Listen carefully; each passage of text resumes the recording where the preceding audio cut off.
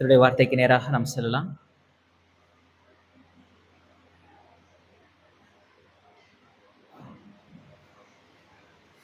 அப்போஸ்தலனாகிய பவுல் பிலிப்பியருக்கு எழுதின நிருபம் 2ஆம் அதிகாரம் 1ஆம் வசனத்திலிருந்து 11ஆம் வசனம் வரைக்கும் நாம் வாசிக்கலாம். பிலிப்பியர் 2ஆம் அதிகாரம் 1ஆம் வசனத்திலிருந்து 11ஆம் வசனம் வரைக்கும் நாம் வாசிக்கலாம். ஆதலால் கிறிஸ்துவுக்குள் யாதொரு ஆறுதலும் அன்பினாலே யாதொரு தேறுதலும் ஆவியின் யாதொரு ஐக்கியமும் யாதொரு நுணுக்கமான பட்சமும் ஏற்படும் உண்டானால் நீங்கள் இயேசுவின் ஏகாரம் உள்ளவர்களாய் இருந்து இசைத்த ஆத்மாக்களாய் ஒன்றே சிந்தித்து என் சந்தோஷத்தை நிறைவாக்குங்கள். ஒன்றையும் பாவினாலாவது வீண் பெருமையினாலாவது செய்யாமல் மனத்தாழ்மையினாலே ஒருவரை ஒருவர் தங்களிலும் மேன்மையானவர்களாக எண்ண கடவீர்கள். அவனவன் தனக்கானவைகளே அல்ல பிறருக்கானவைகளை நோக்குவானாக. கிறிஸ்து இயேசுவில் இருந்த சிந்தையே உங்களிலும் இருக்க கடவுது. அவர் தேவனுடைய விருப்பமாய் இருந்தும் தேவனுக்கு சமமாய் இருப்பதை கொலையாய் எண்ணாமல் தம்மை தாமே வெறுமையாக்கி அடிமையின் ரூபம் எடுத்து மனுஷர் சாயலானார்.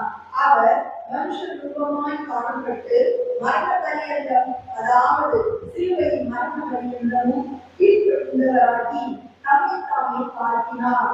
ஆதலால் தேவன் எல்லாவற்றிற்கும் மேலாக அவரை உயர்த்தி இயேசுவின் நாமத்தில் வானோர் பூதலத்தோர் பூமியின் கீழானோருடைய முழங்கால் யாவும் உணர்வுகளுக்கும் பிதாவாகிய தேவனுக்கு மகிமையாக இயேசு கிறிஸ்து கர்த்தர் என்று நாவுகள் யாவும் அறிக்கை பண்ணும்படிக்கும் எல்லா நாமத்திற்கும் மேலான நாமத்தை அவருக்கு தந்தருளினார். அப்போஸ்தலனாகிய பவுல் பிலிப்பியருக்கு எழுதின நிருபத்தை தான் நம்ம தொடர்ந்து தியானித்து வருகிறோம். அதுல இந்த 2வது சாப்டரை நம்ம கடந்த சில வாரங்களாக பார்க்க ஆரம்பித்திருக்கிறோம். இது ஒரு கனெக்டிங் வேர்டோட துவங்குது. ஆதலால் அப்படின்னோடனே நம்ம ஃபர்ஸ்ட் சாப்டர்ல இருக்கிற எல்லா காரியங்களையும் நம்ம ஒரு கிளான்ஸ் நம்ம மனதில் இருக்கணும். ஆதலால் அப்படின்ற வார்த்தை வரும்போது 1ஆம் அதிகாரத்தில் அவர் சொன்ன காரியங்கள், அவர் எதிர்பார்த்த காரியங்கள், அவர் முன்னிறுத்தின காரியங்கள், அவர்கள் இதை ரிசீவ் பண்ண மக்களிடத்துல எதிர்பார்க்கிற காரியங்கள் எல்லாவற்றையும் நம்ம ஒரு கிளான்ஸ் மனசுல வச்சுக்கிட்டு இந்த வசனங்களை நம்ம வாசிக்கணும். இதுல பார்த்தீங்கன்னா இது ஒரு சூப்பரா ஒரு நரேட்டிவ் செட் பண்றாரு. நீங்க கவனிச்சிருந்தீங்கன்னா தெரியும். நல்ல ஒரு எக்ஸ்ட்ராடினரியான ஒரு நரேட்டிவ் செட் பண்றாரு. அதுல வந்து அவர் ரொம்ப கில்லாடி. அவரு அதுல ரொம்ப தேறினவர். ஏன்னா மிகச்சிறந்த கல்விமானா இருந்ததுனால ஒரு காரியத்தை எந்த அளவுக்கு மக்களுடைய இருதயத்தின் ஆழத்துல உள்ள போய் அது நிலை நிற்க முடியுமோ அந்த அளவுக்கு ஃபுல் எஃபர்ட்டோடு கூட அவர் வந்து பேசக்கூடிய ஒரு மனிதன். அதே போலதான் இந்த இடத்துல வந்து இந்த 11 வசனங்கள்ல அவர் சொல்ல வர வேண்டிய விஷயங்களை ரொம்ப ஆணித்தரமா அவர் சொல்றாரு. என் சந்தோஷத்தை நிறைவாக்குங்கள் அப்படின்றாரு. என்ன அவருடைய சந்தோஷம் அப்படின்னா, எனக்கு இப்ப நான் ஜெயில இருக்கேன். அவர் வந்து இப்ப இந்த நிருபத்தை எழுதும்போது ஜெயில தான் இருந்தார். இதோடைய சரித்திர ரீதியான பின்னணி எல்லாம் நம்ம நல்லா பார்த்துருக்கிறோம். ஒரு சிறைச்சாலையில இருக்கிறாரு. வீட்டு சிறையா இருந்தாலும் அது ஒரு கடினமான சிறைச்சாலையில தான் இருக்கிறாரு. கடினமான காலகட்டங்களா இருக்கு. ரொம்ப எதிர்ப்புகள் இருக்கு, போராட்டங்கள் இருக்கு. கிறிஸ்துவை அறியாதவர்கள் நிமித்தமாய் வருகின்ற போராட்டங்கள் மாத்திரமல்ல, கிறிஸ்துவை அறிந்தவர்களும் அவரை நெருக்குறாங்க. சில காரியங்கள் பொறாமைனாலும் வஞ்சகத்தினாலும் இப்படிலாம் வந்து அவர் வந்து நெருக்கப்படுறாரு. இப்ப இதுல இருந்து எல்லாவற்றிலிருந்து நான் விடுதலை ஆகணும். இல்ல எனக்கு சரியான பொருளாதார வசதி இல்ல. அந்த பொருளாதார வசதிகள் நீங்கணும். இதெல்லாம் செஞ்சா நான் சந்தோஷப்பட்டுருவேன் அப்படின்ட்டு அவருடைய சந்தோஷம் அதுல இல்ல. அவருடைய சந்தோஷம் வந்து இந்த உலகத்துல மாயைகளுக்கு பின்பற்றி இந்த உலக சம்பந்தமான சில விடுதலைகளுக்காக, ஆசீர்வாதங்களுக்காக அவருடைய சந்தோஷம் அங்க ரொம்ப அவர் வந்து முன்னிறுத்தவே இல்லை. என் சந்தோஷத்தை நிறைவாக்குங்கள் அப்படின்னா அவருடைய சந்தோஷம் எங்க இருக்கு அப்படின்னு பாத்தீங்கன்னா, நீங்க 1ஆம் அதிகாரத்துல இருந்து நமக்கு நல்லா தெரியுது. பிளஸ் இந்த நிருபம் முழுக்க நம்ம வாசிச்சீங்கன்னா, சந்தோஷமாயிருங்கள் என்று மறுபடியும் சொல்கிறேன். இப்பெல்லாம் மறுபடியும் சொல்றாரு. அவருடைய சந்தோஷத்திற்கான காரணம் என்ன அப்படின்னா, சுவிசேஷம் பரவுது, அதனால சந்தோஷப்படுறேன், இன்னும் சந்தோஷப்படுவேன்றாரு. எப்படி இருந்தாலும் பரவாயில்ல, வஞ்சகத்தினாலாவது வீண் பெருமையினாலாவது எப்படி இருந்தாலும் பரவாயில்ல, சுவிசேஷம் பரவுது, அதனால நான் சந்தோஷப்படுறேன் அப்படின்ட்டாரு. அப்ப அவர் சந்தோஷத்துக்கான காரணம் என்ன? தேவனுடைய ராஜ்யம் கட்டப்படுறது, சுவிசேஷம் பரவி தேவனுடைய ராஜ்யம் பெருகுகிறது. கடந்த வாரத்துல கூட ஞாயிற்றுக்கிழமையில எபிரேயர் நிருபத்தை நம்ம பார்க்கும்போது, ரட்சிப்பை குறித்து பார்க்கும்போது தேவனுடைய ராஜ்யம் எப்படி டெவலப் ஆகுதுன்றதை குறித்து நான் சொன்னேன்.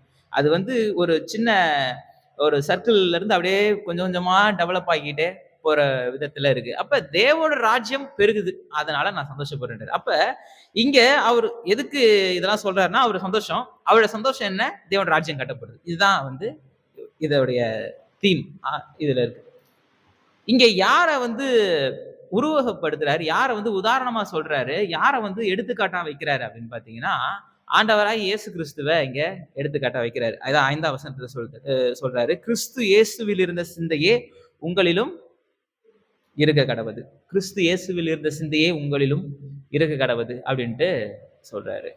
இதுல வந்து இது வந்து ஒரு ரைட் டைம். இத வந்து நான் ரிவீல் பண்றதுக்கு என்னன்னு கேட்டீங்கன்னா, இதுல பாத்தீங்கன்னா கிறிஸ்து இயேசுவில் இருந்த சிந்தை அப்படின்ட்டு இயேசு கிறிஸ்துவ வந்து கிறிஸ்து இயேசு அப்படின்ட்டு மென்ஷன் பண்ணியிருக்காங்க.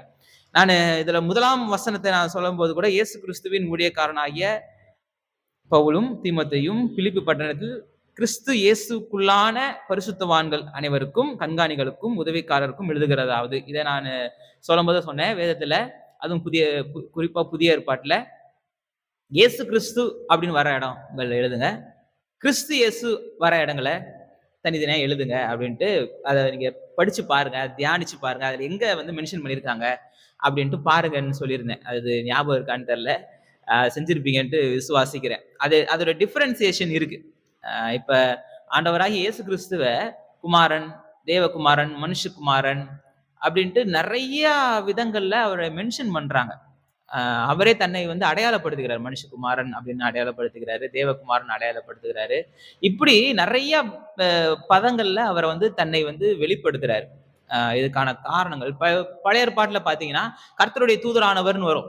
அங்க அது வந்து இயேசு கிறிஸ்து தான். மாம்சத்துல தேவன் வெளிப்படுறதுதான். இப்ப ஆபிரகாம் வந்து மம்ரே சமபூமியில வந்து ஒரு மனிதனா தேவனை பாக்குறாரு. 3 பேரை பாக்குறாரு. அதுல 2 பேர் தேவதூதர்கள், ஒருத்தர் வந்து தேவன், அதாவது இயேசு கிறிஸ்து மாம்சத்துல வெளிப்பட்டிருக்கிறாரு. திரித்துவத்தின் 2ஆம் நபர். இதுல நம்ம நல்லா தெளிவா பார்த்திருக்கோம். ஏன்னா தேவ தூதர்களை வணங்கினா அவங்க அதை அக்செப்ட் பண்ண மாட்டாங்க. அவங்க அதை வந்து ரிஜெக்ட் பண்ணுவாங்க. அப்படி பண்ணக்கூடாதுன்னு எச்சரிப்பாங்க. ஆனா இங்க அந்த துதிய வணக்கத்தை ஏற்றுக்கொள்கிறாரு. கர்த்தருடைய தூதரானவர் அப்படின்ற பதம் வருகிறது இயேசு கிறிஸ்துவை குறித்ததான பதம். அப்ப நல்லா கவனிச்சீங்கன்னா இப்படி நிறைய பதங்கள்ல இருக்கு. இதுல 2 விஷயங்கள் தான் நம்ம இப்ப பார்க்க போறோம். கர்த்தருக்கு சித்தமா இது இடையிலே வந்து மனுஷகுமாரன், தேவகுமாரனா என்ன, அதுக்கான டிஃபரன்சியேஷன் என்ன, இதெல்லாம் நான் ஒரு செய்தியில சொல்லியிருக்கேன். இதெல்லாம் நான் ஒரு இதுல நான் சொல்லியிருக்கேன்.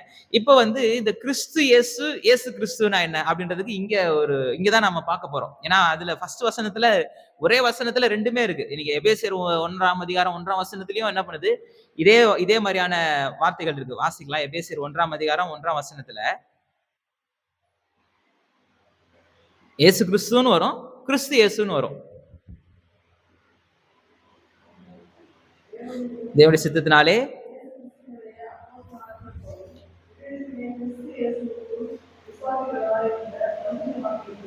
கிறிஸ்து இயேசுக்குள். இப்ப இயேசு கிறிஸ்து, கிறிஸ்து இயேசு, இது என்ன 2மே ஒண்ணுதானே? ஒண்ணுதான். ஒரே நபரை குறிக்கிறது தான்.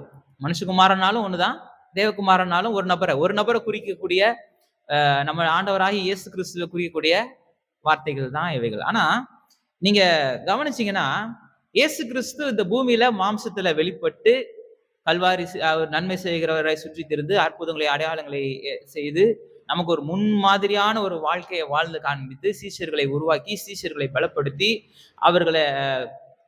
அவர்களுக்கு சகல அதிகாரத்தையும் கொடுத்து கல்வாரி சிலுவையில மரித்து 3ஆம் நாள் உயிரோடு எழும்பி அவர் பரமேறி சென்று அதற்கப்புறம் அவரை மென்ஷன் பண்றது எல்லாமே இயேசு கிறிஸ்து அப்படின்ட்டு நிருபங்கள்ல குறிப்பிடப்பட்டிருக்கும்.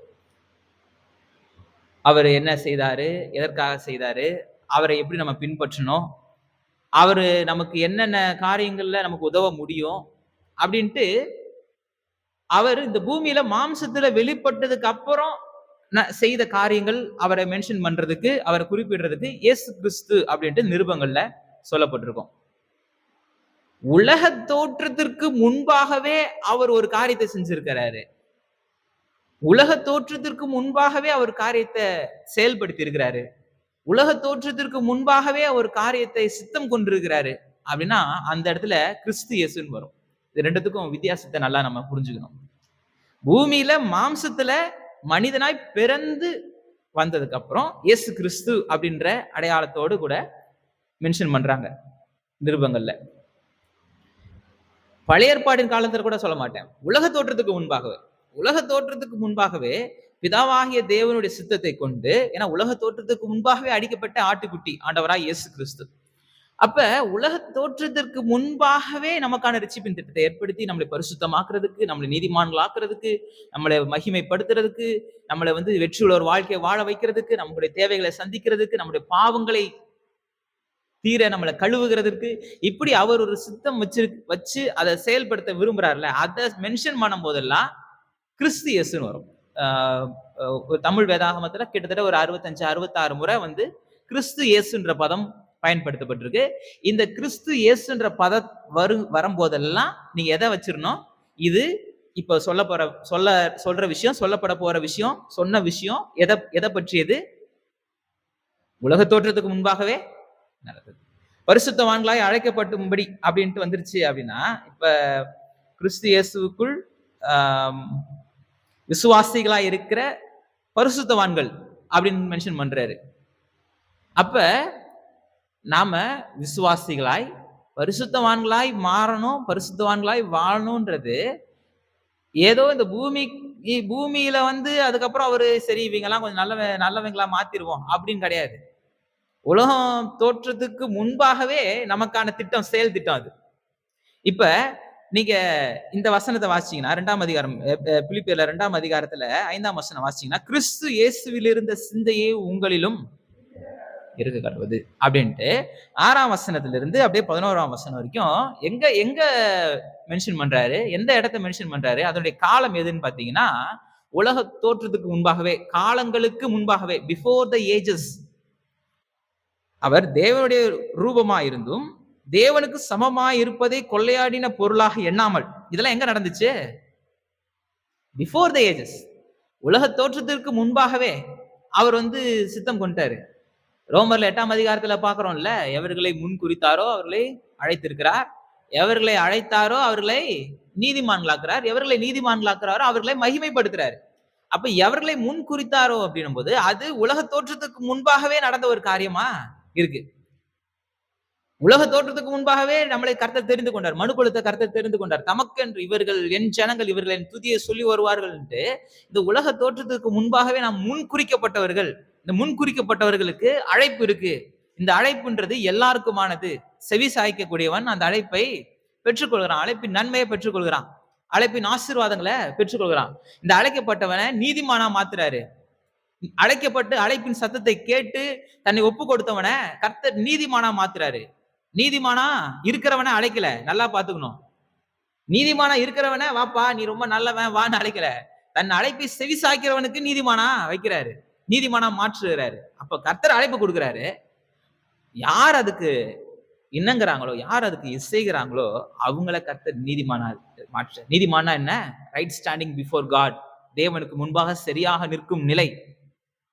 யார் அழைக்கிறாரு, அழைப்பை கேட்டு அதுக்கு தன் தலையை வணங்கி அதை ஒத்துக்கொண்டு அவர்கள் முன்னெடுக்கிறாங்களோ, ஒரு படி முன்னாடி இந்த ஆண்டவரை நான் ஏற்றுக்கொள்கிறேன் என்று இருதயத்துல விசுவாசித்து நாவினால் அறிக்கை செய்யறாங்களோ அவர்களை நீதிமானா மாற்று.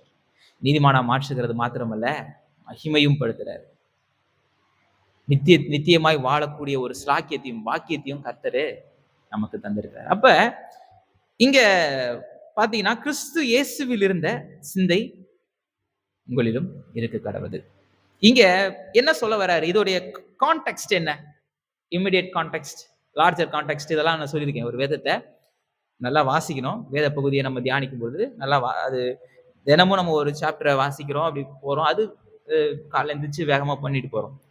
ஒரு டைம் ஒதுக்கி, ஒரு நாள் ஒரு நேரத்தை ஒதுக்கி வேதத்தை நிறுத்தி நிதானமா, அது ஒரே வசனமா இருந்தாலும் சரி, ஒரே வார்த்தையா இருந்தாலும் சரி, ஒரே வார்த்தை விளங்குற வரைக்கும் நின்று நம்ம வாசிக்கலாம். ஒரு வருஷத்துல ஒரு பைபிளை ஒரு முறை வாசிக்கிறது தப்பே கிடையாது, கடகடன்னு வாசிச்சிடணும். அது ஒரு ட்ராக், அதையும் இன்னொன்னையும் போட்டு குழப்பிக்க கூடாது, அது தனி ட்ராக், அது போய்கிட்டே இருக்கணும். இன்னொன்னு, நீங்க ஒரு மாசம் ஆனாலும் சரி, ஒரு வருஷம் ஆனாலும் சரி, ஒரே வார்த்தையை ஃபுல்லும் தெரிஞ்சு அதை நல்லா புரிஞ்சுட்டு நீங்க அடுத்தது போலாம், அதுல தப்பே கிடையாது. நீங்க வசனமா நீங்க என்ன பண்ணலாம், தியானிக்கலாம். கொஞ்சம் கொஞ்சமா அத தியானிக்கலாம். அப்படி நல்லா பண்றது வந்து நம்முடைய ஆவிக்குரிய வாழ்க்கையில நல்லா ஒரு பலப்படுத்தும். நல்லா ஒரு ஒரு ஒரு ஸ்ட்ரெங்தன் மேனா மாத்தும். அப்படி இதோடைய பகுதி பார்த்தீங்கன்னா, இந்த 1ஆம் வசனத்திலிருந்து 11ஆம் வசனம் வரைக்கும் ஒரு பகுதி. ஏன்னா ஒரு கனெக்டிங் வேர்டோட ஆரம்பிச்சு, அடுத்து 12ஆம் வசனம் பார்த்தீங்கன்னா, ஆதலால் அப்படின்ற ஒரு அடுத்த ஒரு கனெக்டிங் வேர்ட் வருது. அப்ப இதோட அப்படியே தொடர்ச்சி அடுத்து வருது இந்த பகுதி. இதுல இதோடைய இந்த பகுதியோட கான்டெக்ஸ்ட் என்ன அப்படின்னா, என் சந்தோஷத்தை நிறைவாக்குங்கள். என் சந்தோஷம் நான் ஒரு விஷயத்துல சந்தோஷப்படுறேன். எதுக்கு? தேவன் ராஜ்யம் கட்டப்படணும். அது நிறைவாகணும். அதுக்கு நீங்க என்ன பண்ணணும்? பிரயாசப்படணும். நீங்க சில விஷயங்கள் செய்ய வேணும். நீங்க சில காரியங்கள் எதிர்பார்க்கிறீங்க. அது நடக்காம போகும்போது என்ன ஆயிருது? பிரிவினை வருது. அதான் முதல் 2 வசனங்கள நான் சொல்லும்போது சொன்னேன். பிரிவினைகளுக்கான காரணங்களும், அதற்கான தீர்வு என்ன? அப்படின்னு பார்த்தீங்கன்னா, பிரிவினைகளுக்கான காரணம் என்ன? நாம ஒரு விஷயத்த மனிதர்கள்ட்ட எதிர்பார்க்கிறோம். மனிதர்கள்ட்ட எதிர்பார்க்கிறது வேஸ்ட். அது வ் நடக்காத காரியம். ஆண்டவராய் இயேசு கிறிஸ்துட்ட இருந்து நமக்கு சில காரியங்கள் வருது. பிதாவாகிய தேவன் நமக்கு சில காரியங்களை தராரு. பரிசுத்த ஆவியானவர்ட்ட நம்ம சில காரியங்கள பகிர்ந்து கொள்கிறோம். அப்ப நம்முடைய குறைகள மனிதர்கள்ட்ட பகிர்ந்து கொள்ளும் பொழுது, என்ன ஆயிருது சில நேரத்துல அதுவே நமக்கு பேக் ஃபயர் ஆயிருது. இங்க பரிசுத்த ஆவியானவர்ட்ட பகிர்ந்து கொள்ளும் பொழுது, அவர் நமக்கு தேற்றுகிறாரு. ஏன்னா அவர் பேரே தேற்றரவாளன். அவர் பேரே தேற்றரவாளன். அப்ப அவரு நம்மள எல்லா விதத்திலயும் கம்ஃபோர்ட் பண்றாரு. நம்மள என்கரேஜ் பண்றாரு. இந்த திரியேக தேவன் நம்மள என்கரேஜ் பண்றாங்க. நம்மள வந்து முன்னேறி செல்ல உதவி செய்றாங்க. திரித்துவம் இதுல பயங்கரமா வேலை செய்யுது. இப்ப இது 2 வசனங்கள்ல நம்ம பார்த்தோம். 3 நாள்ல நாம என்ன செய்யணும் அப்படின்றத ரொம்ப தெளிவா சொல்றாரு. ஒன்றையும் வாதினாலாவது, வீண் பெருமையினாலாவது செய்யாமல், மனத்தாழ்மையினாலே ஒருவரை ஒருவர் தங்களிலும் மேன்மையானவர்களாக எண்ணக் கடவீர்கள். ரொம்ப அழுத்தம் திருத்தமா எண்ணிக்கொள்ளுங்கள். இல்ல வேற மாரியான ஒரு டெர்ம்ல வரல. எண்ணக் கடவீர்கள். அழுத்தமா சொல்ட்டாரு. கண்டிப்பா செஞ்சே ஆக வேண்டிய காரியம். நிச்சயமா செய்ய வேண்டிய ஒரு காரியம். எப்படி? இது வந்து ஒரு தாழ்வு மனப்பான்மைய பத்தி பேசுது அப்ப. இப்ப சில பேருக்கு வந்து ஒரு தாழ்வு மனப்பான்மை இருக்கும். எல்லாரும் அவங்கலாம் சிறந்தவங்க. அவங்கலாம் நல்லா பாட்டு பாடுறாங்க. அவங்கலாம் நல்லா ஜெபம் பண்றாங்க. இல்ல அவங்கலாம் வந்து நல்ல ஒரு வாழ்க்கை வாழ்றாங்க. அவங்கலாம் நல்ல ஒரு பரிசுத்தமான வாழ்க்கை வாழ்றாங்க. இப்படி ஒரு தன்னை விட மற்றவர்கள் எல்லாவற்றிலும் சிறந்தவர்கள். தனக்கு அந்த அளவுக்கு ஒரு இது இல்ல. தன்னால் அந்த அளவுக்கு ஒரு ஒரு திறமையாக, ஒரு ஆற்றலோடு கூட எல்லா இடங்களிலும் நம்மளால செயல்பட முடியல அப்படின்ற ஒரு தாழ்வு மனப்பான்மை சிலருக்கு இருக்கும். எல்லாருக்குமே இருக்கும் சொல்லப்போனா. எல்லாருக்குமே சில நேரத்துல இன்ஃபீரியாரிட்டி காம்ப்ளெக்ஸே சுப்பீரியாரிட்டி காம்ப்ளெக்ஸா மாறும். தாழ்வு மனப்பான்மையே அத பத்தி இந்த சைக்காலஜிக்கல் ஸ்டடீஸ்லலாம் அதிகமா பார்க்கலாம். சில ஜர்னல்ஸ்லலாம் நம்ம அத பத்தின சில ஆர்டிகல்ஸ்லாம் இருக்கு. நல்லா உங்களுக்கு வேணும்னா சொல்லுங்க நான் எடுத்து தரேன். நல்லா அத பத்தி எப்படி இன்ஃபீரியாரிட்டி காம்ப்ளெக்ஸ் எப்படி சுப்பீரியாரிட்டியா மாறும்? ரொம்ப தாழ்வு மனப்பான்மை இருக்கிறதே சில நேரத்துல ஒரு சின்ன ஒரு அதுல கொஞ்சம் டெவலப் ஆயிட்டு ஒரு சின்ன வந்தோனே அப்படியே டோட்டல் ஆப்போசிட்டா சுப்பீரியாரிட்டி காம்ப்ளெக்ஸா மாறுறோம். அப்படியே நான் எல்லாவற்றிலும் சிறந்தவன் அப்படின்ற மாரி அவ்வளவு நாள் கஷ்டப்பட்டு எனக்கு ஒண்ணும் தெரியல, என்ட்ட ஒண்ணும் இல்ல, நான் ஒண்ணும் இல்ல அப்படின்ற ஒரு எண்ணத்துல இருந்தவங்களுக்கு, ஏதாவது ஒரு சின்ன ஒரு ஒரு உயர்வு வந்தோனே அது அப்படியே டோட்டலா வேற மாரி போயிரும். அதனால இது 2மே ரொம்ப டேஞ்சரான ஒரு விஷயம். இங்க எ தங்களை விட மற்றவர்களை சிறந்தவர்களாய் எண்ணிக்கொள்ளுங்கள் அப்படின்ற பதத்த எப்படி நம்ம எடுத்துக்கலாம் அப்படின்னா, ஆண்டவர் நமக்கு கட்டளை குடுக்குறார்ல, உன்னை நேசிக்கிறது போல பிறரை நேசி. இதுலயே நியாயப்பிரமாணம் நிறைவேறுதுன்ட்டாரு. இதுக்கு நான் விளக்கம் சொல்லியிருக்கேன். இப்போ ஒருத்தன் திருடுறான். எதுக்கு திருடுறான்? அவனுக்கு அது தேவைன்னு அவன் திருடிக்கிறான். அவனுக்கு அந்த பொருளாதார தேவை இருக்கு. இல்ல அவனுக்கு ஆசைப்பட்டது, அத அனுபவிக்கணும் அப்படின்னு ஏதோ ஒரு காரணத்துக்காக அத திருடுறான். ஆனா தன்னை நேசிக்கிறது போல பிறனையும் நேசி அப்படின்னும் பொழுது, எனக்கு இது தேவைப்படுற மாரி தானே அவனுக்கும் தேவைப்படும் அப்படின்ற ஒரு எண்ணம் வந்துருச்சுன்னா, திருட மாட்டான். அப்ப நியாயப்பிரமாணத்தை அழிக்க வரல, நிறைவேற்ற வந்தேன்ட்டு இதுதான் சொன்னாரு.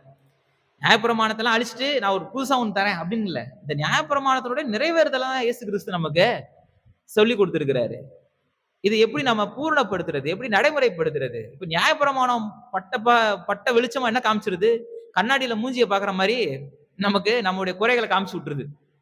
நம்முடைய அ அகத்தின் அழக ரொம்ப பிரகாசமா வெளிச்சம் போட்டு காமிச்சிருது. நியாயப்பிரமாணத்த கர்த்தர் குடுக்கும்போதே அதெல்லாம் செய்யணும்ன்ட்டு கர்த்தரு எதிர்பார்க்கல. ஏன்னா எவனால செய்ய முடியும்? அப்படி செஞ்சுட்டா எதுக்கு பலி செலுத்தணும்? நியாயப்பிரமாணம் முழுக்க நிறைவேற்றுங்கிறவன் தன் பாவங்களுக்காக எதுக்கு போய் பாவ பரிகார நாள்ல போயிட்டு பலி செலுத்த வேண்டிய அவசியம் இருக்கு? அவன் தான் எந்த பாவமே செய்யலையே. நியாயப்பிரமாணத்தை மொத்தத்தையும் அவன் கடைபிடிச்சிடுறானே. யாராலுமே கடைபிடிக்க முடியல.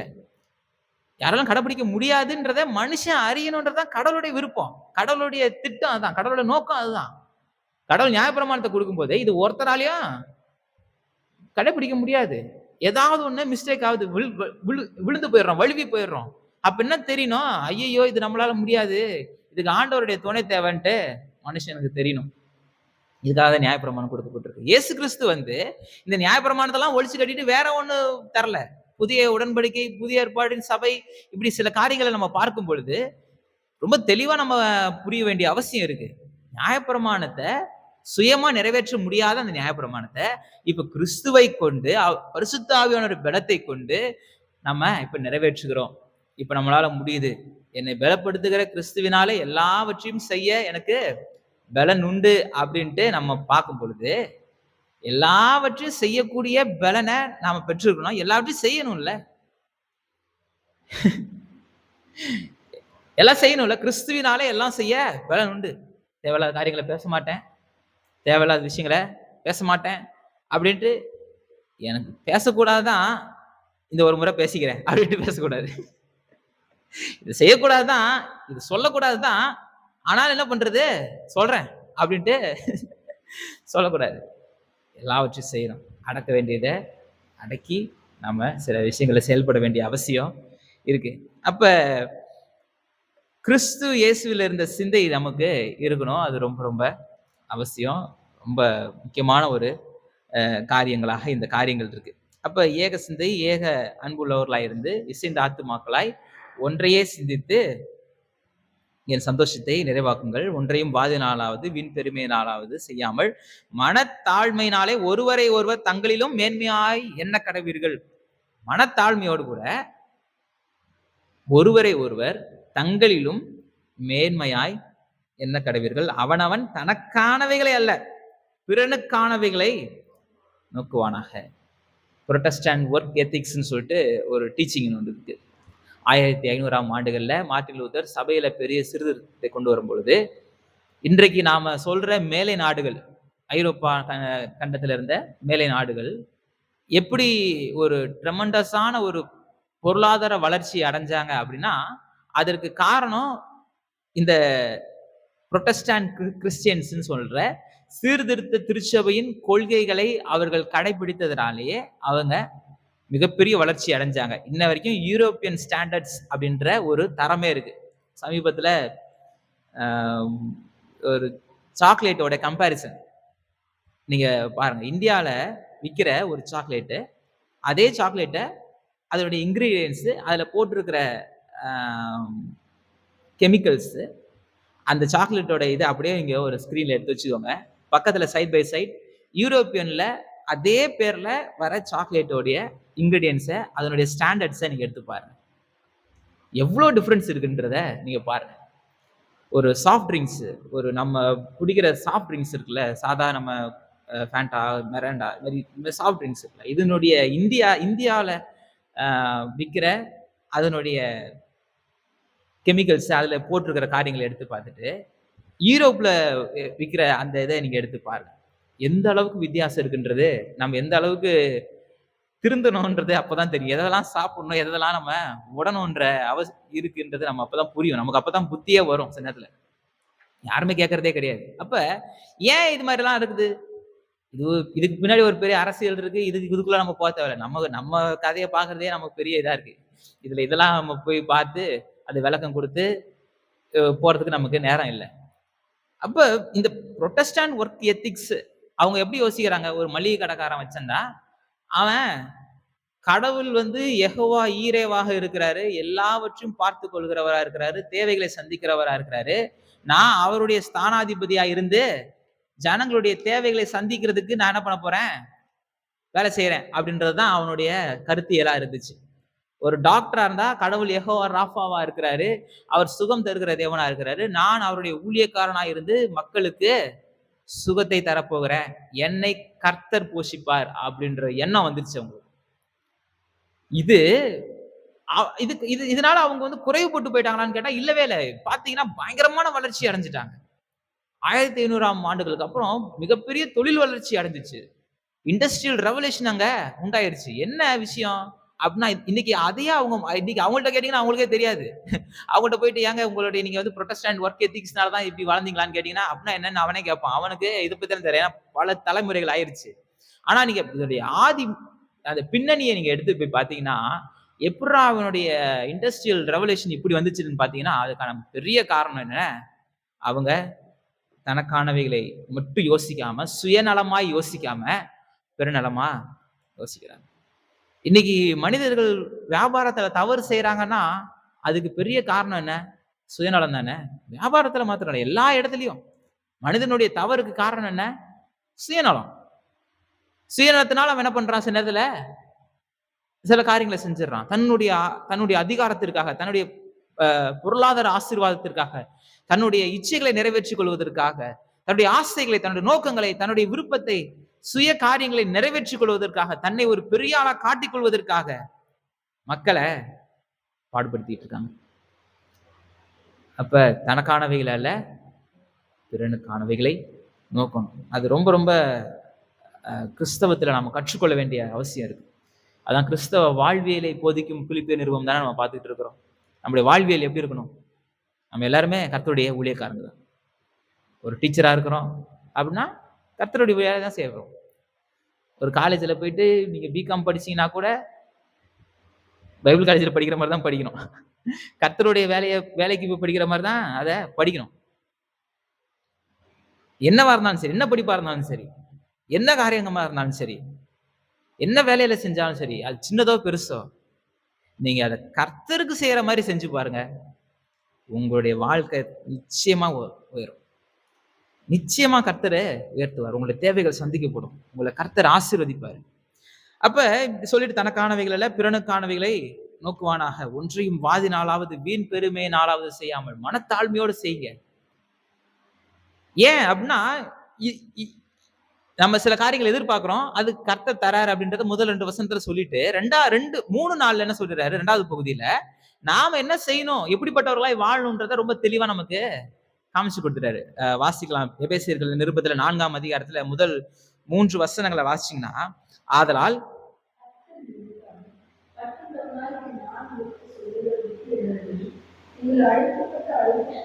நீங்கள் அழைக்கப்பட்ட அழைப்புக்கு பாத்திரவான்களாய் நடந்து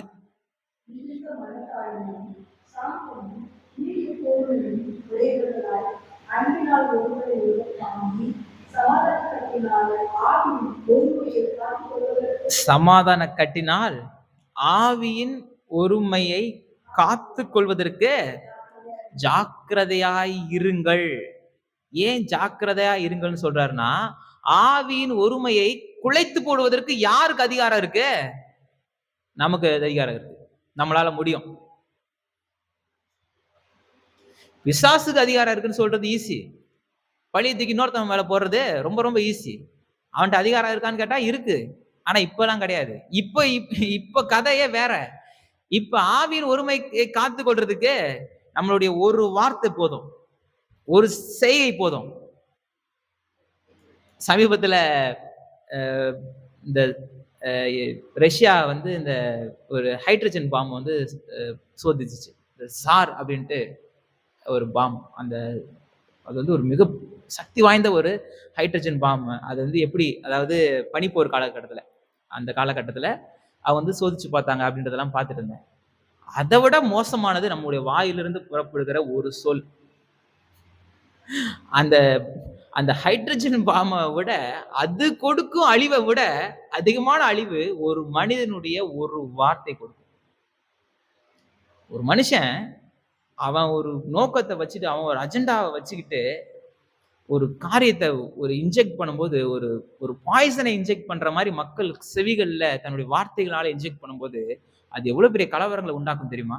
எவ்வளவு பெரிய சமூக நல்லிணக்கத்தை கெடுக்கும் தெரியுமா? எவ்வளவு பெரிய பிரிவினைகளை, கலவரங்களை தூண்டும் தெரியுமா? இவ்வளவு பெரிய, அது தலைமுறையா வந்துரும். அப்படியே அது ஒரு தப்பான ஒரு ஐடியாலஜியே கொடுத்துரும் ஒரு மனுஷனுடைய ஒரு ஒரு மனுஷனுடைய சித்தாந்தம் ஒரு சமூகத்தையே கெடுத்து போயிடும், ஒரு நாட்டையே கெடுத்து போட்டுரும்.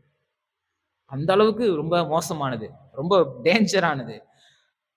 ஆவியின் ஒருமையை காத்துக்கொள். இப்ப சமூகம் அப்படின்னும் போது நம்ம church outside of church சொல்லிட்டு இருக்கோம். ஆனா இங்க ஆவியின் ஒருமையை காத்துக்கொள்றது நம்முடைய இந்த இந்த இதே வந்து நம்முடைய குடும்பம், நம்முடைய சபையை தான் இங்க மெயினா அவர் வந்து மென்ஷன் பண்றாரு. மெயினா தேவனுடைய ராஜ்யம் கட்டப்படுவதற்கான கர்த்தர் பயன்படுத்துகிற மிகச் சிறந்த ஆயுதம், ஒரு ஒரு கருவி எதுடான்னு கேட்டா நம்முடைய குடும்பம், நம்முடைய சபை, சபைகள் தான். நாம நாம போகிற சபைகள், நம்முடைய குடும்பங்கள் தான் தேவனுடைய ராஜ்யம் கட்டுவதற்கு கர்த்தர் பயன்படுத்துகிற மிக பிரதானமான கருவியாக இருக்குது.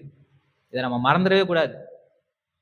ஆவியின் ஒருமையை நீங்க குலைச்சீங்கன்னா அது தேவனுடைய ராஜ்யம் கட்டப்படுவதை தடுத்து போட்டுரும். நீங்க ஒரு மனம் என்ன ஒரு மனம் இல்ல, அதுல என்ன என்ன ஆயிர போது நினைச்சிடாதீங்க. தேவனுடைய செயல் திட்டத்தை தடுக்கும். அதுலதான் இது ரொம்ப மென்ஷன் பண்ணி அவர் சொல்றாரு. நான் இப்படி இருந்துட்டு போறேன், இதனால என்ன பிரச்சனை ஆக போகுது? நான் என்ன பாவமா செஞ்சேன்? நான் என்ன திட்டுனா, அடிச்சனா, குத்துனா, கொலை பண்ணனா? எதுவுமே அது பண்றது வேற. நீங்க இதுவே ஆவியின் ஒருமையை கொலைத்து போடுறதே தேவன் ராஜ்யத்தை கெடுத்து போட்டுரும், கொலைச்சு போட்டுரும். தேவனுடைய சித்தத்தை நிறைவேற விடாம பண்ணி விட்டுரும். அதனால இது ரொம்ப ஜாக்கிரதையா கையாள வேண்டிய அவசியம் இருக்கு. சொல்லிட்டு அப்படி சொல்லிட்டு தான் என்ன பண்றாரு, இங்க வந்துருவோம், பிலிப்பியருக்கு வந்துருவோம். சொல்லிட்டு கிறிஸ்து இயேசுவில் இருந்த சிந்தி உங்களிலும் இருக்க கடவது. நிச்சயமா இருக்க வேண்டிய விஷயம், நிச்சயமா இருக்கணும், கண்டிப்பா இருக்கணும் அப்படின்றத ரொம்ப தெளிவா சொல்லிட்டாரு. சொல்லிட்டு இப்ப இயேசு கிறிஸ்துவ அவர் வந்து என்ன பண்றாரு, முன்மாதிரியா காமிக்கிறார். இப்ப அடுத்தது அப்போ அவர் வந்து தன்னையும் ஒரு முன்மாதிரியா காமிக்கிறாரு. இந்த 2ஆம் அதிகாரத்தை வாசிங்கன்னா தன்னை ஒரு முன்மாதிரியா காமிக்கிறாரு, தீமோத்தேயுவை காமிக்கிறாரு, எப்பாப்ராத்துவ காமிக்கிறாரு. அதுக்கெல்லாம் ஒரு எக்ஸாம்பிளா காமிக்கிறாரு. ஆனா ஃபர்ஸ்ட் பிரதானமா காமிச்சது எதுனா, ஒரு கிரேட்டஸ்ட் எக்ஸாம்பிள், இதை விட ஒரு மிகச்சிறந்த உதாரணத்தை சொல்ல முடியாது அப்படின்ற மாதிரி தான் அப்போஸ்தலனாகிய பவுல் எல்லாத்தையும் எழுதுவார்.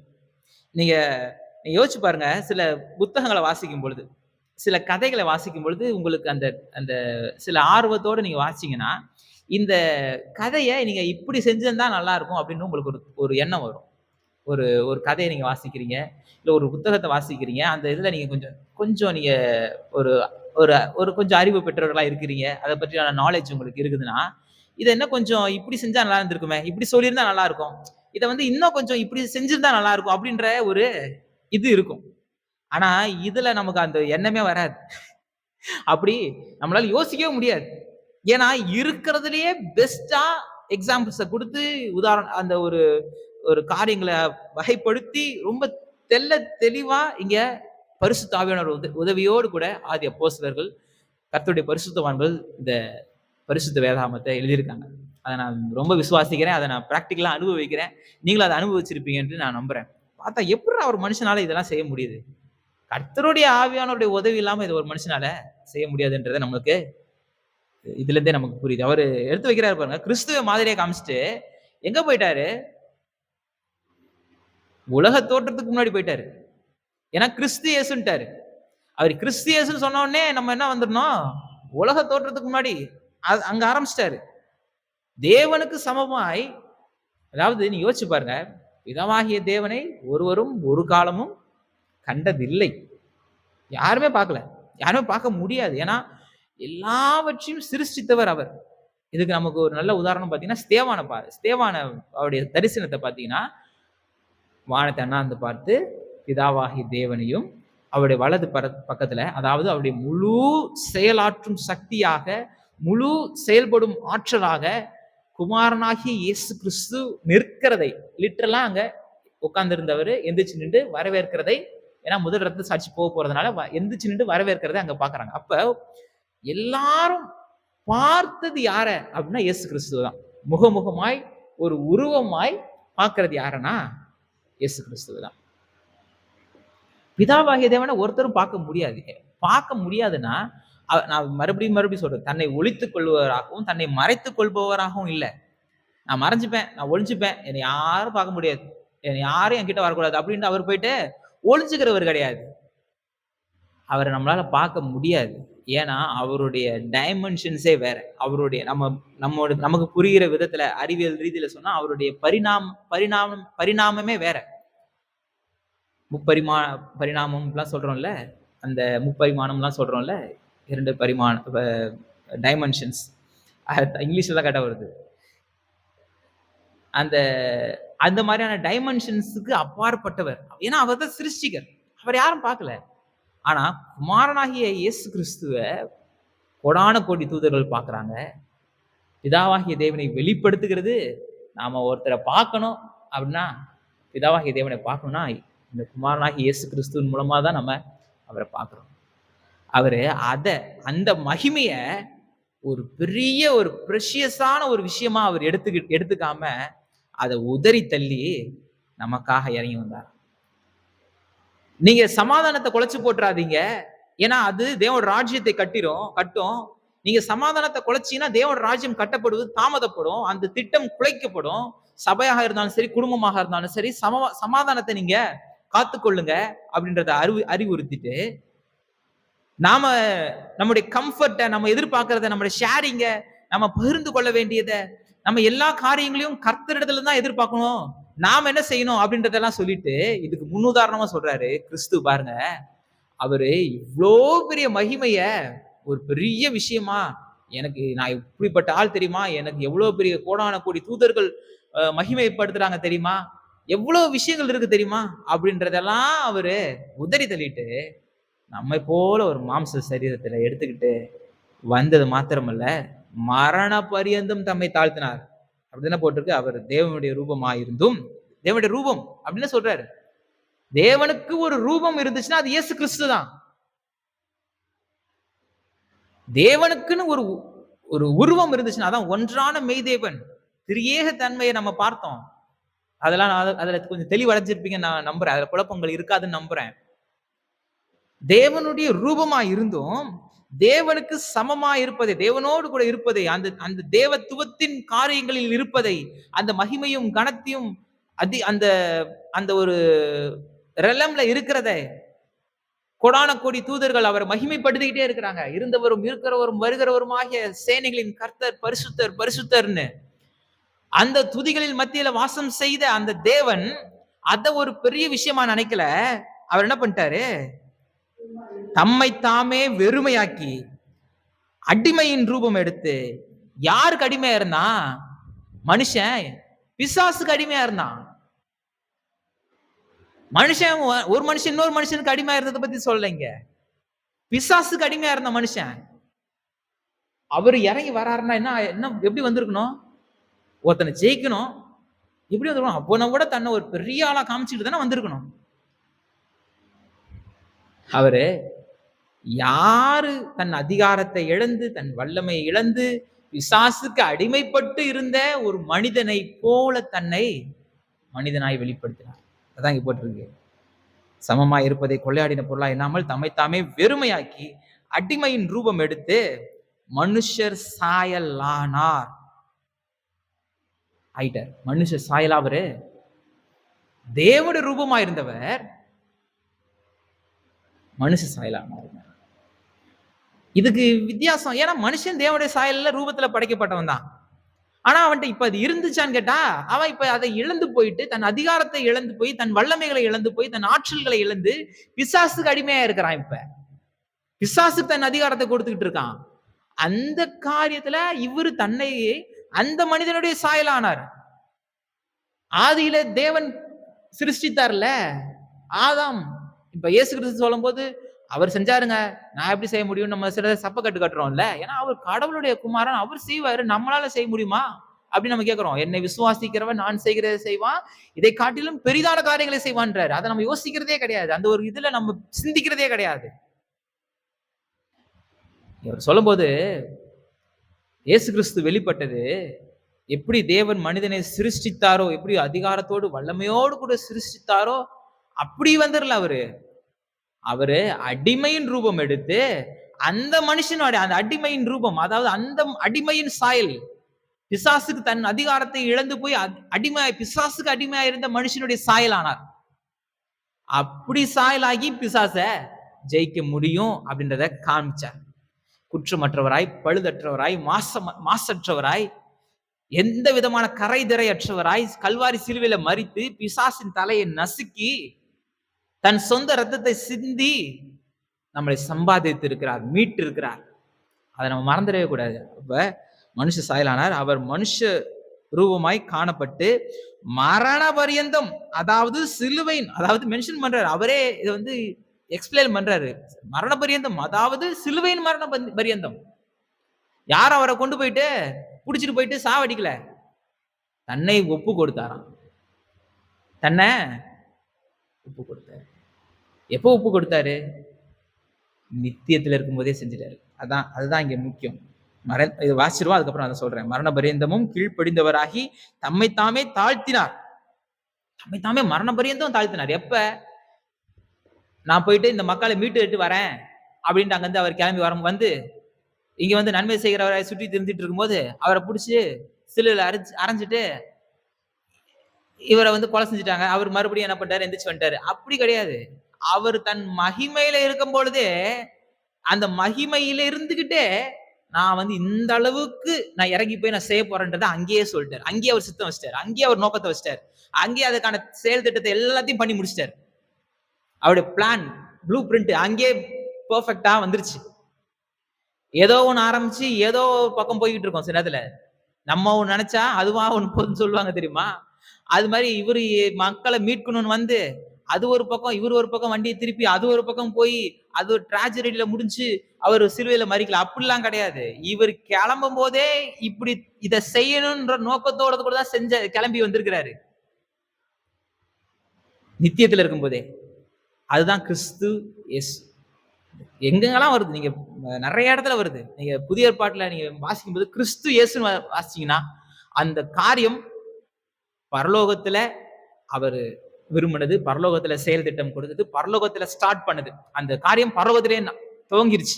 அங்கேயே, அதாவது நித்தியத்திலே, உலக தோற்றத்துக்கு முன்பாகவே, பிஃபோர் த ஏஜஸ், காலங்கள் உருவாகும் முன்பாகவே அது துவங்கிருச்சு. இதை நீங்க மறந்துடவே கூடாது. அப்ப மரண பரியந்தம் தம்மை தாழ்த்தினார். ஆதலால் அப்படின்ட்டு, அதனால இயேசு கிறிஸ்து எப்படிப்பட்ட, மறுபடியும் எப்படிப்பட்ட ஒரு பெரிய அவர் ஆல்ரெடி அந்த மகிமையில இருந்தவர் தான். அவர் பெறாத மகிமையா, அவர் பெறாத கனமா? அவருடைய ஆற்றல் உண்டானதொன்றும் அவராலே அல்லாமல் உண்டாகவில்லை. நம்ம காண்கிற எல்லாமே அவரால் தான் உண்டாயிருக்கு. அவருக்கு ஏதோ நம்ம மகிமை பெற்றுக்கிட்டாரு, இதுக்கப்புறம் சம்பாதிச்சு இது மாதிரி கஷ்டப்பட்டு அவர் சம்பாதிச்சாருலாம் அப்படி கிடையாது. அவர் ஆல்ரெடி அதுல தான் இருந்தாரு. எல்லாவற்றையும் வெறுமையாக்கி அடிமை ரூபம் எடுத்து இப்ப போகும்போது வெறுங்கையோட போல நம்மளையும் கூட்டிட்டு போயிட்டார். உன்னதத்தில் அவரோடு கூட உட்காரவும் செய்திருக்கிறார். எபேசியர் 2 அற்புதமா நமக்கு போதிக்கிறது. அவரோடு கூட அதிகாரம் செலுத்தும்படி நமக்கு அந்த ஆற்றலையும் அந்த வல்லமையும் கர்த்தர் நமக்கு கொடுத்திருக்கிறார். ஒரு நாள் இதை மறந்துடவே கூடாது. அந்த எண்ணத்துல நம்ம கொஞ்சம் கூட நம்ம பின்வாங்கிடவே கூடாது. வானோர் இயேசுவின் நாமத்தில், வானோர் புதலத்தோர் பூமியின் கீழானோர் முழங்கால்கள் யாவும் முடங்கும்படிக்கு பிதாவாகிய தேவனுக்கு மகிமையாக இயேசு கிறிஸ்து கர்த்தர் என்று நாவுகள் யாவும் அறிக்கை பண்ணும்படிக்கும் எல்லா நாமத்திற்கும் மேலான நாமத்தை அவருக்கு. எதுக்கு சொல்றாரு? நீங்க தாழ்ந்து போனீங்கன்னா ஒரு நாளும் குறைஞ்சு போக மாட்டீங்க. அதுக்குதான் இதை சொல்றாரு. விட்டு கொடுத்து போனீங்கன்னா கெட்டு போக மாட்டீங்க. அதுக்காக சொல்றாரு. அவ்வளோ பெரிய மகிமையை வச்சிருந்தவரு நமக்காக இறங்கி வந்து பண்ணிட்டார். இப்ப மறுபடியும் அதை விட இப்ப பாருங்க, இப்ப தேவதூதர்கள் அவர் எப்படி பார்ப்பாங்க? ஒரு தேவதூதர்கள் அவங்களுக்கு சிந்திக்கிற ஆற்றல், அதெல்லாம் அதை பத்தி தேவதூதர்களுடைய பணிகளை குறித்து நான் சில விஷயங்கள் சொல்றேன். ஆனா நம்மள மாதிரி கிடையாது. நம்ம ரிபக் பண்றவங்க, நம்ம வந்து எதிர்த்து நிற்போம். ஆண்டவர் இதை செய்யணும், ஏன் ஆண்டவரை செய்யணும், இதை செய்யணுமா அப்படின்னு 1000 கேள்வி கேட்போம். தேவதூதர்கள் அதெல்லாம் கேட்க மாட்டாங்க. அப்படிலாம் கிடையாது. செய்யினா செஞ்சிருவாங்க. மரியாள்கிட்ட போய் அருவி அப்படின்னா கேப்ரியல் தௌசண்ட், ஆண்டவரே ஒரு நிமிஷம், பேதுரு சொன்னார்ல நான் மறிக்க போறேன்னு சொன்னேன்னா பேதுரு என்ன பண்ணாரு? ஆண்டவரே ஒரு நிமிஷம் இருங்க, என்ன நீங்க செய்றீங்கன்னு கேட்டார்ல. ஆனா யோசிச்சு பாருங்க, பிதாவாகிய தேவனுடைய கட்டளை பெற்றுக்கிட்டு மரியாள்கிட்ட போயிட்டு தேவகுமாரன் பறக்க போறாருன்றத இந்த காபிரியல் தேவதூதன் எங்கேயுமே அவர்கிட்ட கேட்கவே இல்லை. ஏன் ஆண்டவரே நீங்க போய் போறீங்க? நான் போறேன். ஏன்னா நான் போய் பாத்துக்கிறேன். யார முடிக்கணும்னு சொல்லுங்க. மிகாவேல் தேவதூதனுக்கு ஒரு ஒரு அதிகாரத்தினுடைய ஒரு ஒரு வல்லமை பிசாசை ஒண்ணுமில்லாம பண்ணி விட்டுரும். நீங்க பாத்தீங்கன்னா ஒரு இடத்துல டைரக்டா சாத்தானுக்கும் மிகாவேல் தூதனுக்கும் இது வந்துரும். யூதாவின் புஸ்தகத்தில் நீங்க அப்படியே பார்க்கலாம். மோசேயின் சரீரத்தை குறித்து பார்க்கும்பொழுது, மோசேயின் சரீரத்தை குறித்து இது பண்ணும்பொழுது, மிகாவேல் தூதன் அவனை குற்றப்படுத்த துணியாமல் கர்த்தர் உன்னை கடிந்து கொள்வாராகன்னு சொன்னோன்னே பிசாசு ஓடிப்பிடான். மிகாவேல் தேவதூதன்றது ஒரு வார்த்தை வந்ததுலயே பிசாசானவன் ஓடிட்டான். எங்கேயும் கத்தி எடுத்து சண்டை போட்டு குத்தி ரத்த காயத்தோட எந்த இதுவும் கிடையாது. சும்மா ஒரு வார்த்தை தான், அதுலயே அங்க தெரிச்சு ஓடிட்டான். அப்ப இங்க தேவதூதர்கள் யாருமே கேள்வி கேட்கல. வரப்போறாரு, தேவகுமாரன் வெளிப்பட போறாருன்றத அப்படியே இங்க சொல்றாங்க. இப்ப அவங்களுக்கு எப்படி இருக்கும் பாருங்க. இப்ப இயேசு கிறிஸ்து அது வரைக்கும் அவங்க எந்த விதத்துல பார்த்திருப்பாங்க? மகிமையான தேவன், வல்லமையான தேவன் அப்படின்ட்டு தேவனுடைய மகத்துவங்களை, தேவனுடைய மிகப்பெரிய அந்த வல்லமைகளை, ஆற்றல்களை, அவர் சிருஷ்டித்த விதங்களை அவங்க எண்ணி அவர் என்ன பண்றாங்க? மகிமைப்படுத்துறாங்க. சும்மா ஏதோ ரோபோட் மாதிரி இந்த இதுல இந்த ஒரு நம்ம இதுல கூட சில இதுல கிறிஸ்தவ புக் ஷாப்லாம் போனீங்கன்னா ஒரு சின்ன ஒரு பெட்டி மாதிரி இருக்கும். வாங்கி ஃபிளக்ல மாட்டி வச்சிட்டீங்கன்னா அது அப்படியே பாட்டு பாடிக்கிட்டே இருக்கும். அது வாட்டுக்கு ஹல்லேலூயான்ட்டு ஒரு பாட்டை அது வாட்டுக்கு ஹம் பண்ணிக்கிட்டே இருக்கும். சர்ச்சஸ் எல்லாம் அதை சில இதில் வாங்கி விற்கிறாங்க. அது இருக்கட்டும் அப்படின்ட்டு. அது மாதிரி ஒரு மிஷின் மாதிரி அவங்க செய்யல. அவங்க உணர்ந்து செய்யறாங்க. நீங்க கொஞ்சம் யூடியூப்ல எடுத்து கொஞ்சம் பிரயோஜனமானதை பாருங்க. இந்த சயின்ஸ் படி இந்த யூனிவர்ஸ் எப்படி இருக்கு, இந்த பிரபஞ்சத்துல மிகப்பெரிய நட்சத்திரங்கள் எப்படி இருக்கு, அதனுடைய தன்மைகள் எப்படி இருக்கு. சமீபத்தில் ஒன்று பார்த்தேன். ஒரு ஒரு ஒரு பிளானட் மொத்தம் மிரர் மாதிரி இருக்கான். பிளானட்டே மிரர் மாதிரி இருக்குதான். பார்த்தா மொத்த அந்த அதுக்கு ஆப்போசிட்ல இருக்கிற மொத்தமே அதுல வந்து அப்படியே ரிஃப்ளெக்ட் ஆகுது. என்னடான்னு பார்த்தா அது மிரர் மாதிரி இருக்குது அப்படின்ட்டு கண்டுபிடிச்சிருக்காங்க. ஜேம்ஸ் வெப் டெலஸ்கோப் எப்படிப்பட்ட நெபுலாஸை கேப்சர் பண்ணுது. இதெல்லாம் நீங்க பாத்தீங்கன்னா வானத்தின் மகத்துவங்கள் தேவனை மகிமைப்படுத்துறது. அப்போ தேவதூதர்கள் எப்படி மகிமைப்படுத்துறாங்க? தேவனுடைய இரக்கங்களை பார்த்து அவருடைய காரணியத்தை பார்த்து மட்டும் இல்லாம அவருடைய வல்லமையும் அவரால் என்ன செய்ய முடியும் அவருடைய ஆற்றலை பார்த்து அவர் மகிமைப்படுத்திட்டு இருந்தாங்க. இப்ப தான் சிருஷ்டித்த சிருஷ்டிப்புக்காக தன்னுடைய ஜீவனே கொடுக்க அவரு ஆயத்தமாயிட்டாருன்னா இப்ப தேவதூதர்களுக்கு கர்த்தரை எந்த அளவுக்கு வச்சிருப்பாங்கன்னு பாருங்க. ஆற்றலை கண்டு வல்லமையை கண்டு ஆராதித்தவர்கள் அன்பை கண்டு இரக்கத்தை கண்டு இப்ப ஆராதிக்கிறாங்க. இவருக்கு இவ்வளவு அன்பு இருக்கா? நமக்காக நம்மள மாதிரி ஒரு சிருஷ்டிக்காக ஆக்சுவலா நம்ம வந்து தேவதூதர்களோட சிறந்தவர்கள் வசனத்தின்படி. அவர்கள் நமக்கு பணிவிடை செய்யும் ஆவிகளா இருக்கிறார்கள் எபிரேயர்ல வாசிக்கிறோம். அப்ப தான் சிருஷ்டித்த சிருஷ்டிப்பிற்காக தன்னுடைய ஜீவனையே கொடுக்கும் அளவுக்கு அன்புடையவர் தான் நம்முடைய தேவன் அப்படின்ற காரியத்தை உணர்ந்து இப்ப அவரை மகிமைப்படுத்துறாங்க. அதனாலதான் வானோர் முதலத்தோர் பூமியின் கீழானோர் எல்லாரும் முழங்கால்கள் முடங்கும்படி அவர் உயர்ந்து நிற்கிறார். இதை விட ஒரு பெஸ்ட் எக்ஸாம்பிள் சொல்ல முடியுமா? நம்ம தாழ்த்தணும், நம்ம பொறுமையா இருக்கணும், நம்ம அமைதியா இருக்கணும், நம்ம பொறுத்து போனோம் அப்படின்றதுக்கு இதை விட ஒரு எக்ஸாம்பிள் யாராவது சொல்லிட முடியுமா? யாராவது எடுத்துக்காட்டு காமிச்சிட முடியுமா? எந்த மனிதனையாவது காமிச்சிட முடியுமா? இதை விட பெஸ்டா யாரும் செஞ்சிருக்க முடியும்? யாருமே செஞ்சிருக்க முடியாது. யாருமே சொல்லவும் முடியாது. இதை விட ஒரு பெஸ்ட் எக்ஸாம்பிள். இதைதான் அப்போஸ்தலனாகிய பவுல் செய்யறார். அப்ப பாருங்க, நாம தாழ்மையா இருக்கு. கிறிஸ்து இயேசுல இருந்த சிந்தையே உங்களுக்கு இறக்க கடவுது. இயேசு கிறிஸ்துவோட சிந்தை எப்படி இருந்துச்சு? தன்னை வந்து தாழ்த்தி ஒப்பு கொடுக்கிறாரு.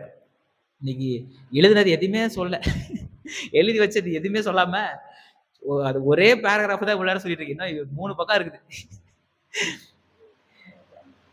அப்ப இயேசு கிறிஸ்து வந்து சுயநலமாய் வாழாம தன்னலமாய் வாழாம அவர் என்ன பண்றாரு? எல்லாருக்காக வாழ்ந்தாரு. அவர் இந்த பூமியில ரொம்ப பசிக்குது, இந்த கல்லுகளை கொஞ்சம் அப்பமா மாத்தி கொஞ்சம் சாப்பிடுவோம் அப்படின்ட்டு செய்யல. ஆனா ஜனங்க பசியா இருக்கும்போது அதை என்ன பண்ணாரு? பெருக செய்தார். புரியுதா? தன்னுடைய சுய தேவைக்காக அவர் இந்த பூமியில வாழும்பொழுது எதுவுமே அவரை செஞ்சுக்கவே இல்லை. அதே போல நீங்க மத்திய 26ஆம் அதிகாரத்துல பார்க்கும் பொழுது தேவனுடைய சித்தத்திற்கு தன்னை ஒப்பு கொடுத்தார். கீழ்ப்படினோம், சமாதானமா இருக்கணும். 12 பேருக்குள்ள ஒரு போட்டி. யாரு பெரியவன், தங்களுக்குள்ள யார் பெரியவன்ற போட்டி கூட வந்துச்சு. ஆனா அப்ப கூட சொல்றாரு, அதெல்லாம் கிடையாதுப்பா. யோவான் 15:13 வாசிச்சு பார்த்தீங்கன்னா இருக்கு. இன்னும் நிறைய வேத வசனங்கள் இருக்கு. ஆவியின் சிந்தை, ஜீவன், சமாதானம். அப்ப அந்த கிறிஸ்துவின் சிந்தை நமக்கு இருக்கணும். கேடான சிந்தைகள் இருக்கக்கூடாது. கேடான சிந்தை பொல்லாப்புல கொண்டு போய் விட்டுரும்.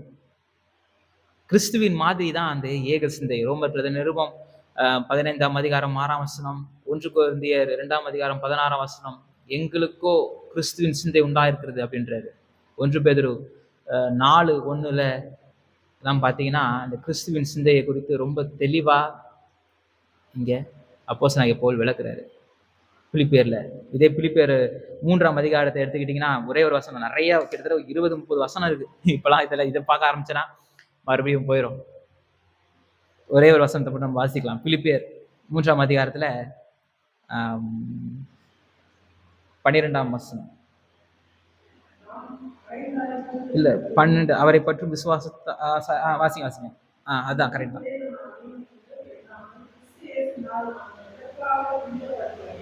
எதற்காக பிடிக்கப்பட்டனோ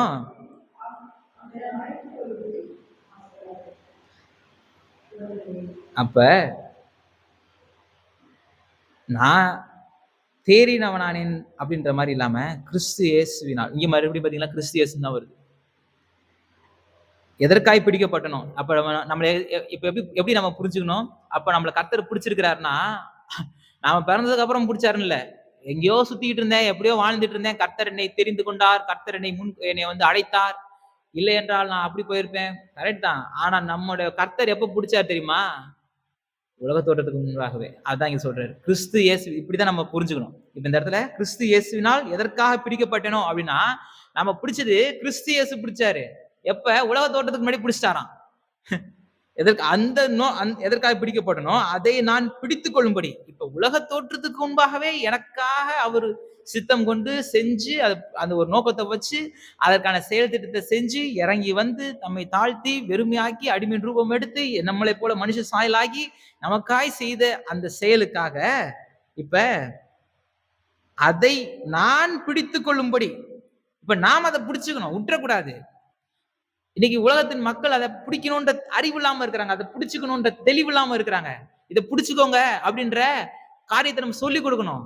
அதுக்குதான் கர்த்தர் நம்மளை அழைச்சிருக்கிறாரு. அதுக்குதான் அந்த ஒருமான பாட்டை காத்துக்கொள்ளணும், சமாதானத்தை காத்துக்கொள்ளணும்ன்றதை நம்ம போதிக்கிறோம். அப்ப அதை பிடித்துக் கொள்ளும்படி ஆசையா தொடுகிறேன் சகோதரரே, அதை பிடித்துக் கொண்டேன் என்று நான் எண்ணுகிறதில்லை. ஒன்றை செய்கிறேன், பின்னானவைகளை மறந்து.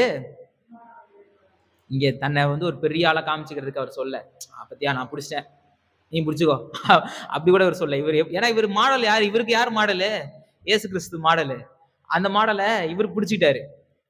எல்லாத்தையும் பிடிச்சிட்டேன் அப்படின்னு பெருமையா சொல்ல, அதை மென்ஷன் பண்ணிடுறாரு. அதை மென்ஷன் பண்ணிட்டு அடுத்து வாசிங்க. பின்னானவைகளை மறந்து முன்னானவைகளை நாடி